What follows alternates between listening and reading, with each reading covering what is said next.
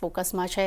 એક છે દીપક ફર્ટિલાઇઝર અને સેકન્ડ છે ટ્રાન્સફોર્મર એન્ડ રેક્ટિફાયર્સ. આ બંને કાઉન્ટર્સ એટલા માટે ફોકસમાં છે કારણ કે બંનેમાં જ આપણને ન્યૂઝ બેઝ સમાચાર આવ્યા છે અને ત્યારબાદ બંને કાઉન્ટરમાં એક સારું એવું રિએક્શન આપણને જોવા મળ્યું છે. શું છે વિગત જાણીએ અમારા સહયોગી શ્રદ્ધા પરસાણીયા પાસેથી. ગુડ મોર્નિંગ શ્રદ્ધા, જણાવશો કે બંને કાઉન્ટર્સ પર શું છે વિગત આજે? જી, તો સૌથી પહેલાં દીપક ફર્ટિલાઇઝરની વાત કરીએ તો તેમાં હિસ્સો ખરીદ્યાના સમાચાર આવતા જોવા મળી રહ્યા છે. કંપનીની જે સબસિડિયરી છે દીપક માઇનિંગ સોલ્યુશન, તેઓએ પ્લેટિનમ બ્લાસ્ટિંગ સર્વિસીસમાં વધારાનો હિસ્સો ખરીદ્યો છે. હવે કંપનીનો હિસ્સો 65%થી વધીને 85% થતો જોવા મળી રહ્યો છે. ત્યારબાદ ટ્રાન્સફોર્મર્સ અને રેક્ટિફાયર્સની વાત કરીએ તો તેઓએ હાઈ વોલ્ટેજ બુશિંગ લોન્ચ કર્યા છે. કંપનીની જે સબસિડિયરી છે તારેલ સ્વિચગિયરે તેઓએ હાઈ વોલ્ટેજ બુશિંગ્સ લોન્ચ કર્યા છે.